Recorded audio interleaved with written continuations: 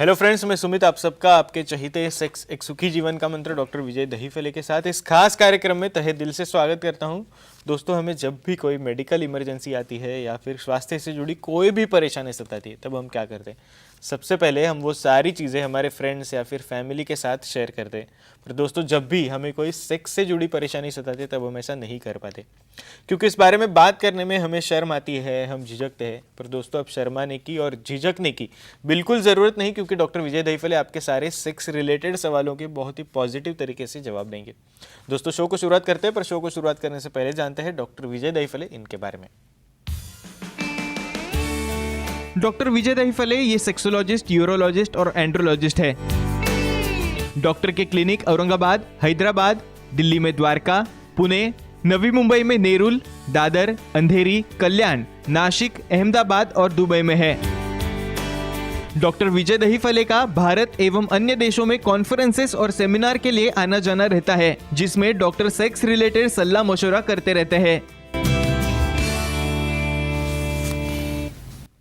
चलिए दोस्तों, आपको डॉक्टर साहब के क्लिनिक्स के बारे में पता चल गया है। शो को शुरुआत करने से पहले आपको एक खुशखबरी देना चाहता हूँ। डॉक्टर साहब का रिसेंटली साउथ मुंबई में, दक्षिण मुंबई में नया सेंटर शुरू हुआ है और ये सेंटर है कुलाबा में। तो डेफिनेटली आप कुलाबा सेंटर विजिट करके सर के अपॉइंटमेंट लेके बहुत ही पॉजिटिव कंसल्टेशन सर का ज़रूर पा सकते हो। फिलहाल शो को शुरुआत करते हैं। सर हमारे साथ है। Sir, welcome to the show. नमस्ते सर, हम बात कर रहे हैं सेक्सुअल डिसफंक्शन की, और सर आप जब भी एक अलग एपिसोड लेके आते हो, एक अलग टॉक लेके आते हो, तो वो पब्लिक डिमांड की वजह से होता है। ऐसे एक बहुत अहम टॉपिक आज आपने से लेके आया। आपके व्हाट्सएप के ऊपर बहुत सारे इसी टॉपिक से रिलेटेड सवाल रिपीटेडली आ रहे थे, आपके ईमेल पे आ रहे थे। हमें भी, हम जो वीडियोस ये सोशल मीडिया पे शेयर करते हैं, फेसबुक हो या फिर यूट्यूब हो, तो उसके कमेंट्स में भी ये सबसे ज़्यादा पूछा हुआ सवाल है जो आपको भी आया, और पब्लिक डिमांड की वजह से ही आपने ये सिलेक्ट किया है।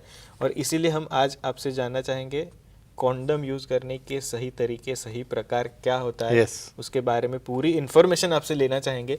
तो सर, सबसे पहले मैं आपसे पूछना चाहूँगा, अगर अनसर्कमसाइज लिंग है तो उसके ऊपर कॉन्डम कैसे यूज करना चाहिए, प्लीज बताइए सर।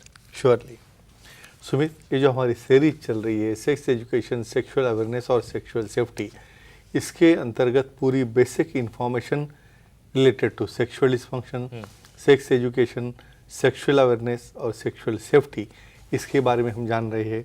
लेकिन ये हमारी फ्रेम है, time, place, person, condition, culture, safety, अपना ओन और नॉन पार्टनर के साथ ही आजमाना है। आपको काफ़ी लगता होता है इतना सिंपल टॉपिक है, यानी कंडोम कैसे यूज़ करना है, कैसे उसको चढ़ाना है, कैसे उसे निकालना है, लेकिन बहुत इम्पोर्टेंट टॉपिक है। क्यों? क्योंकि इसके मेथड में कुछ रॉन्ग आ गया तो उसकी वजह से उसका फेलियर रेट बढ़ता है। बहुत बार क्या होता है, अनसर्कमसाइज पेनिसेस रहते हैं, यानी हमारी प्रीप्यूज जो स्किन है वो जो आगे पीछे बहुत बार पार्शियली होती है, कंप्लीट होती है। ऐसे अनसर्कमसाइज स्किन में कुछ लोग बिना स्किन पीछे के बगैर कंडोम को रोल करते हैं। उससे क्या होता है, बाद में जब एक्ट करते हो तो स्किन पीछे जाएगी तो उसको पुल बैक करेगी या कंडोम को रप्चर कर सकती है। तो ऐसे केसेस में नीट और क्लीन हैंड से पहले प्रीप्यूज से स्किन जो फोर स्किन है उसको पीछे लेना है पूरा, और पीछे लेने के बाद जो राउंड रहता है रिंग उसका, उसे धीरे धीरे उसके ऊपर इरेक्ट पेनिस के ऊपर चढ़ाना है। कभी भी कंडोम फ्लैसिड पेनिस पे या पार्शियल इरेक्ट पेनिस पे नहीं चढ़ाना। क्यों? क्योंकि ऐसे केसेस में उसे लीक होने के या उसे फॉल डाउन होने के चांसेस बढ़ते हैं। तो ये सिंपल टेक्निक है, स्किन पीछे करो और बाद में कंडोम उसको चढ़ाओ। ये नॉर्मल मेथड है। डेफिनेटली सर, आगे बढ़ना चाहूँगा। सर, आमतौर पर कंडोम के आगे एक निपल जैसे एक स्पेस होती है, तो ये क्यों होता है, थोड़ा प्लीज उसके बारे में बताइए। बहुत बार अंधेरे में ये तो कंडोम समझो स्पेस किधर है, उल्टा है, सुलटा है, वो भी दिखता नहीं, क्योंकि यहाँ पे तो लाइट ही नहीं रहता बहुत बार। सबसे इम्पोर्टेंट कहता हूँ, जब कंडोम निकालोगे तो अननेसेसरी उसे अपने हाथ से सर्फ तक टच नहीं करना है। जस्ट एज को टच करके, रिंग को टच करके पहले तो समझ लो उसका आउटर और इनर कौन सा है, और उसे निप्पल जैसा टिप क्यों रहता है, उसके अंदर एयर रहती है। और जब हम चढ़ाएंगे उसको तो उसके अंदर एयर ट्रैप होती है। तो एयर ट्रैप न हो इसलिए उसका जो सामने वाला निप्पल जैसा पिंच हाथ से दबा के रख के ही उसके रोल करना है, तो उसमें कोई एयर ट्रैप न हो जाए। एयर ट्रैप हो गई तो रप्चर हो सकता है, और इजैकुलेशन होने के बाद उसे कलेक्ट होने के लिए जो जगह लगती है, इसलिए वो वहाँ पे निप्पल जैसा एंड रहता है। इसकी वजह से इजैकुलेट हो गया तो रिवर्स पीछे आके वो कंटेमिनेट ना करे। ये बहुत बहुत इंपॉर्टेंट स्टेप है। कंडोम जब आप लगाते हो तो डेफिनेटली एयर निकालना बहुत ज़रूरी है। डेफिनेटली सर, इसी टॉपिक से रिलेटेड और भी सवाल मैं आपसे करना चाहूंगा, पर एक दर्शक का कॉल आया है लातूर से, पराग जी, क्या हम ले सकते हैं phone? Sure, definitely. Parag ji, आपका सवाल पूछे, आपका फोन कनेक्ट हुआ है। हेलो जी बोलिए। बोलो। सर, एनल सेक्स में कौन सा कंडोम यूज करना चाहिए?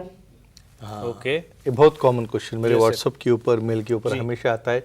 देखो, अपनी जो कंसेंट है, अपनी जो फ्रेम है, time, place, person, condition, culture, safety, अपना ओन एंड ओन पार्टनर, कुछ इन्फेक्शन या किसी प्रकार से एसटीडी या एसटीआई ना हो और तुम्हारे पार्टनर की कंसेंट हो, तो ऐसे केस में आपको ये एक्ट करना है।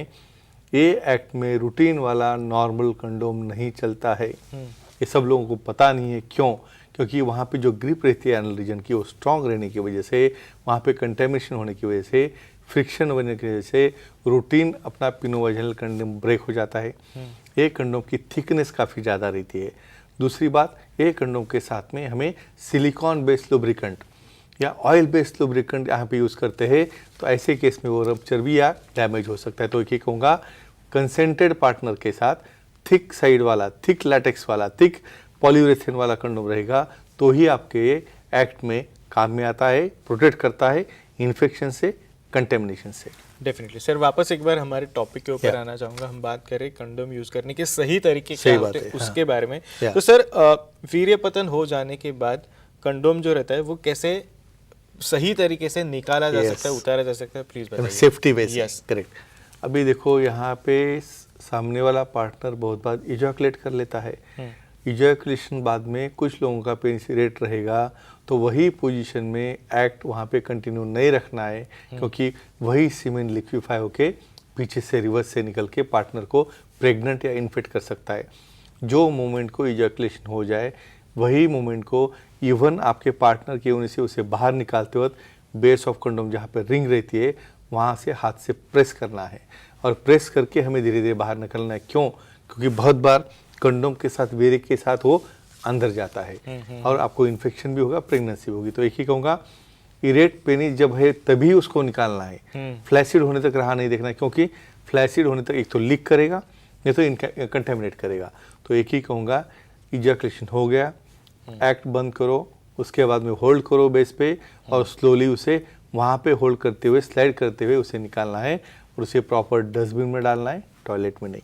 डेफिनेटली सर, वापस एक बार क्वेश्चन आंसर्स के ऊपर Yeah. आते हैं। हम बात कर रहे थे कॉन्डम के यूज करने Sure. के सही तरीके। सर, एक बहुत अहम सवाल है मेल कॉन्डम के बारे में। हाँ. मेल कॉन्डम सर कितने सेफ होते हैं, प्लीज थोड़ा उसके बारे में बताइए। एक्सेलेंट। अभी देखो, ये सेफ्टी, ये क्यों एजुकेशन हम दे रहे हैं उसे कैसा यूज़ करने का। भाई, उसकी सेफ्टी समझो, आप मेल कंडोम यूज़ कर रहे हो, और मैं जो अभी गाइडलाइन दिया हूँ, ये यूज़ करने के बाद आपका जो है समझो आउट ऑफ 100 फिर भी 15% यानी 15% लोगों में उसको इन्फेक्शन होने का या उसका प्रेगनेंसी होने का क्यों चांस रहता है? इम्प्रॉपर यूज़, रप्चर होना, बहुत बार कंटेमिनेटेड हाथ से वहीं बजाना पे हाथ लगाना, या बहुत बार वो कंडोम ही वहाँ पे लीक होके अंदर जाना। तो 15% यानी 15% आप उसकी सेफ्टी समझ सकते हो सब केयर लेने के बाद। डेफिनेटली सर, फीमेल कॉन्डम के सेफ्टी के बारे में भी मैं डेफिनेटली Sure. पूछना चाहूंगा, पर एक दर्शक का कॉल है। Yeah. ऐश्वर्या जी हमारे साथ जुड़ गई है बेलगांव से, क्या हम ले सकते हैं Sure. कॉल? Yeah. ऐश्वर्या जी, आपका सवाल पूछे, आपका फोन कनेक्ट हुआ है।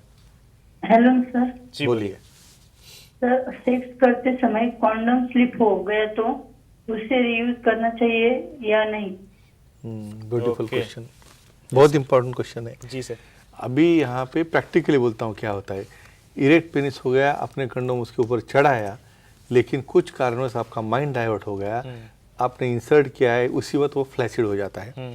फ्लैसिड होने के बाद आपको लगता है भाई एक्टिविटी तो मेरी हुई नहीं है, तो अभी क्या करेंगे, उसी को हम और डबल चढ़ाएंगे और करेंगे। ऐसा कतई नहीं करना है। क्यों?